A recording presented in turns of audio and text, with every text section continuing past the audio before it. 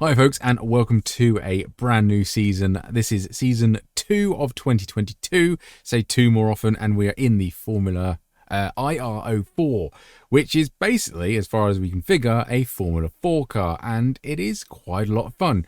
Did enjoy it around here, lost it in a few places, which I will mention on the track guide, but yeah, otherwise quite fun. Fingers crossed for some good racing. The first few weeks will probably be carnage because people are still learning how to drive the car. So just give it a few weeks to settle down and then we should get some really good racing. At least I'm hoping, fingers crossed. Right, into the info tab for you. So if you are watching this on a different season in the future, then this is the info tab where I tell you everything about the track. So it's 76 Fahrenheit. You can see the date and time there. It should be set to what we are racing on in season 2. And you can see moderate usage at 44%. Going to start using 44 because that's my car number. I don't know why I should have done it. I always did it at 45. Now I'm doing it at 44. The setup I'm using is the iRacing Oulton Park one. Now, at the time of recording, we're not sure if it's going to be a fixed series. It doesn't say it is, but there is a lot of setups in the iRacing folder for the tracks that are coming up. So I don't know if it's a typo or anything like that, but that's the setup I'm going to be using. Everyone has access to it, and if it is going to be open setup, then that's what I'll be following, unless it's going to be drastically obvious that it is painfully slow. But everyone has access to it, and everyone can follow what I'm doing. The lap I'm actually going to show you is lap 22, which is just above my head. A 118.742. So the lap before that was a 118.9 basically, and then a 118.86. So yeah, mid to high 18s I'm looking at, probably in the race, low 18s. Low 19s, but yeah, slipstream will definitely be a thing here. Above my head, you should see 2 screens. So what I do with these track guides is I tell you how to practice these before the week goes live, so you can actually practice with my track guide on the Sunday or Monday or even the Tuesday before the races actually go ahead and go out there for live sessions. So above my head is how I get into them. And the other one is my Discord.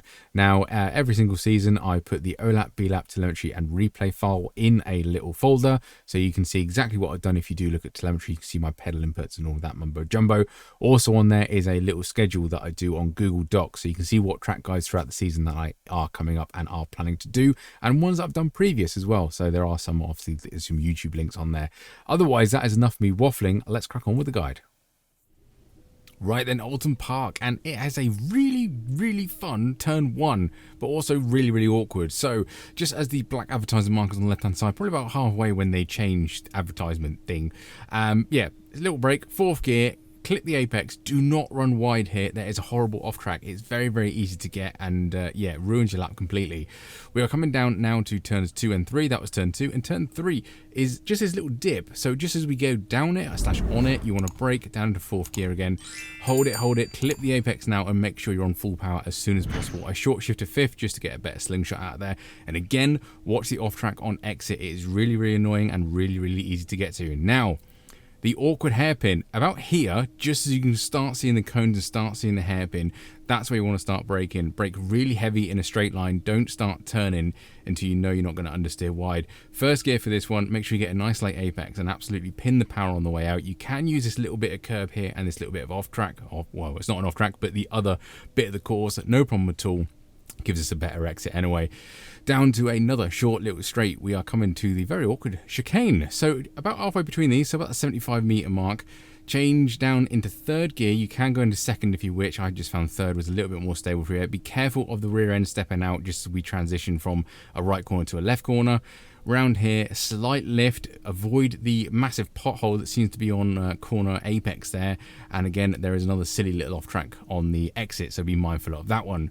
Coming through the S's now, and I suppose you just want to minimize the steering angle, minimize the scrub on the tires as much as we can, and then we get to this point. So as the white line sort of curves around, there is another dip there as well, which is another good marker. Slight brake, stay in 5th gear, make sure you hit this apex. I missed it ever so slightly, but it gives you a better slingshot down this straight. And as you go over that little crest there, make sure you're pointing in a straight line. If you're still turning at that point, you will spin out. Just after the little marker that tells you to turn right, that's when you want to start braking. Again, heavy braking in a straight line. 3rd gear for this, you can choose 2nd, but I find it a little bit wheel spinny on exit. Nice late apex again, and avoid this off track again on the exit. That exit comes up very quickly because it sort of turns back into you as you're still turning around the corner. So just be mindful of that. But that is us across the line in an 18.742. So yeah, no idea if that's a good lap or not. We'll find out. And I believe to my knowledge, this is going to be an open setup. So if you do have any tips to make this setup go a little bit quicker, then put them down in the comments and we can all learn this car together.